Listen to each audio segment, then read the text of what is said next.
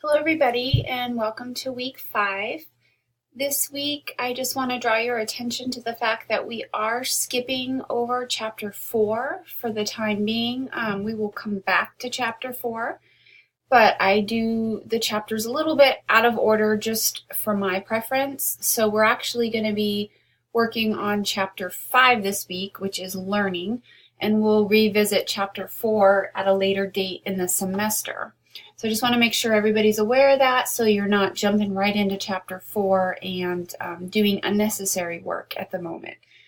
Okay, so here's what we have going on for the week in terms of your to-do list.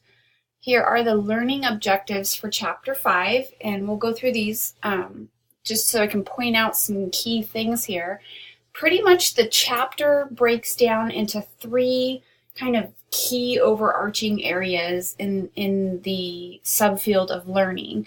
And those would be classical conditioning, operant conditioning, and then learning through observation. So the first third of your book is dedicated to classical conditioning, understanding all the important elements within it. And this is a pretty popular area of psychology. It involves Ivan Pavlov. And if you know anything about him, you know he did the work with the salivating dogs, basically looking at associations that we form between stimuli and their resulting behavior. So again, the chapter is about learning. It's all about how do we learn based off of behavior. You know, where does our behavior come from once we do learn something? When are we more likely to do that behavior again, and how? So classical conditioning is the first stepping stone between understanding kind of what we pay attention to in our environment with the stimuli going on around us and how it affects our responses to it. So you're going to talk a little bit about the components of classical conditioning. There's a lot of terms, and sometimes students can tend to get caught up in the terminology. I would just give it some time and a lot of practice. In fact, if we scroll down here, I've included this worksheet here. It's nothing I'm going to collect, but it's got some great practice activities for working through the classical conditioning, understanding what the unconditioned stimulus and the conditioned stimulus are, and then the unconditioned response and the conditioned response. It takes some getting used to. So please use this worksheet. There's also some operant conditioning exercises on there, which I'm going to talk about in a minute.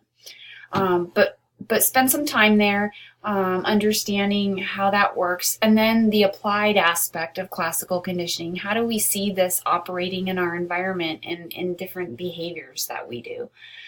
So that's the first kind of third of the chapter. Then it spends some time getting into operant conditioning, which builds off of classical conditioning, but it takes it a little bit further in that it's not just associations between stimuli, but it's learning from past behavior, learning what kinds of consequences a behavior produces.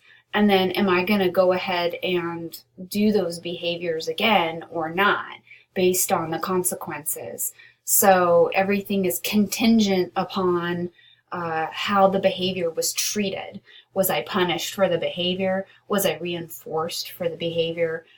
Is going to dictate whether or not that behavior continues again. So this is the work of early on Thorndike, and then B.F. Skinner really spearheaded this area.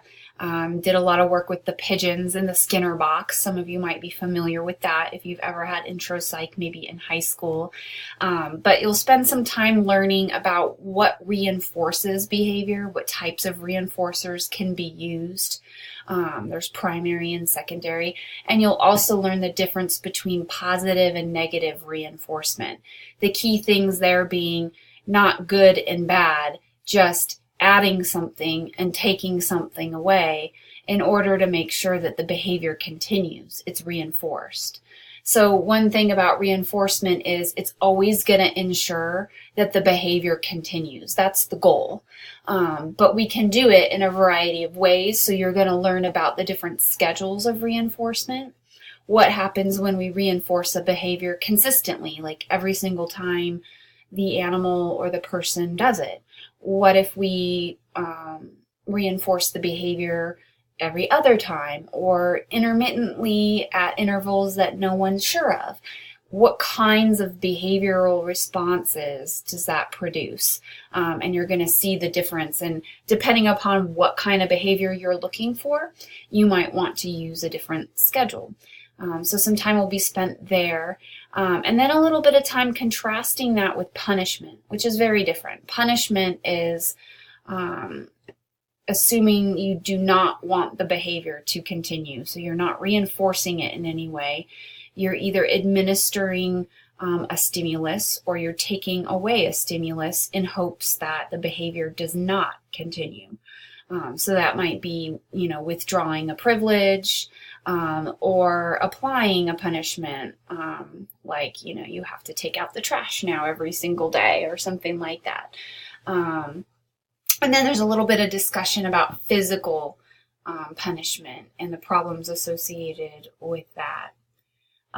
So that's pretty much the second kind of third of the chapter. It'll get into a little bit more detail of how we can use operant conditioning to change animal and human behavior. A lot of animal trainers, they rely on operant conditioning principles to train their animals, but likewise humans use it as well. In applied behavioral analysis, you'll see the application of behavior modification to many settings like education, working with children with conduct disorders or difficulties, autistic behaviors.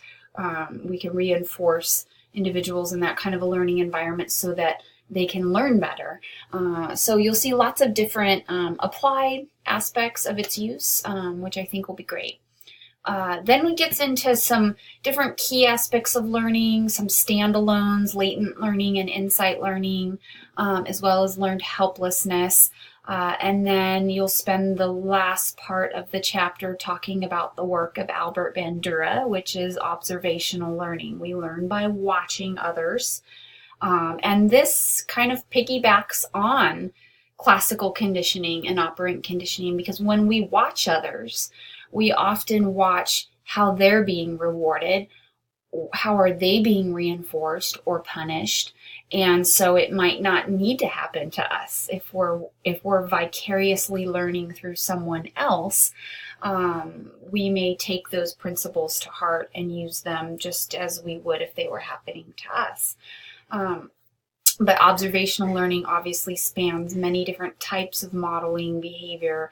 We observe through television and media and lots of different outlets that implement what we learn and what we internalize as our behaviors. So that's pretty much the chapter. Great slides this week that go along with it. I feel like there's some really great demonstrations in the slides. So please be working through those slides. You might notice that when you click on the slides, if you put it into presentation mode and you kind of work through the slides that way, you'll see how things come up. If you're just looking at like the layout of the slides in outline format, you're going to get a different view. So I would, a couple people emailed me about this, I would set your slides to presentation mode, like in the PowerPoint. And flip through them that way. So that way you're seeing it as you would see it happening in a class. You're also getting, if you click off of that and you go into the notes section, underneath each slide there's notes, which talk about special things to pay attention to in each slide. So that's kind of the best way to be using those slides. And I do that purposefully so that each slide you can kind of know what you should be getting from it and then comparing it with the textbook and what you're reading in the chapter. All the videos this week that you're going to be watching are in episode 7, Learning. And there's some classic videos in there, some Bandura and Skinner, And I think there might even be a Pavlov clip in there with the dogs. So some great videos that help just emphasize the learning constructs. And again, this is that worksheet. Great place to use this would be the student lounge.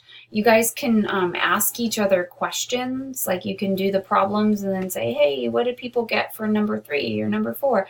This is a great use of that student lounge area to interact with your peers. This is something that we would normally be doing in class. I would normally give this out as a small group exercise and students would work on it together.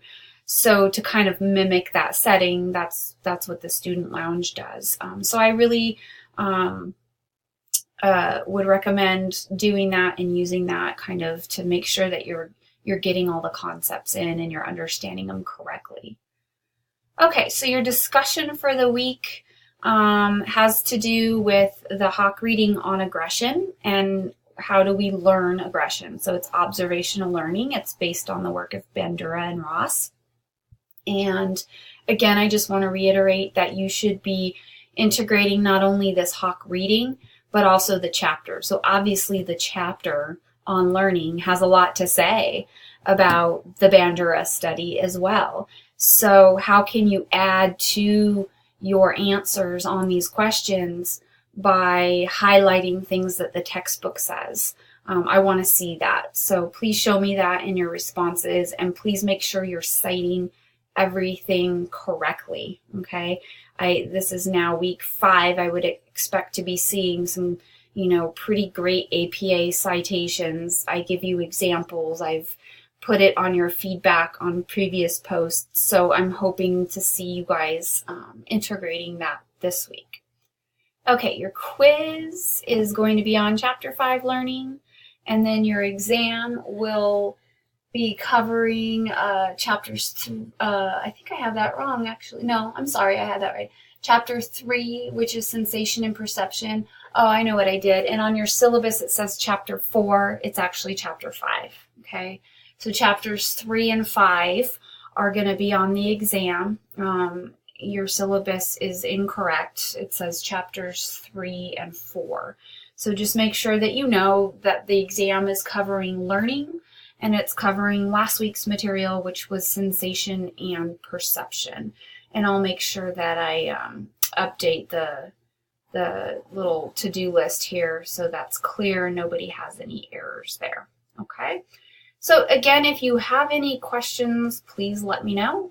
Please email me. Don't be shy. Otherwise, have a great week, everybody.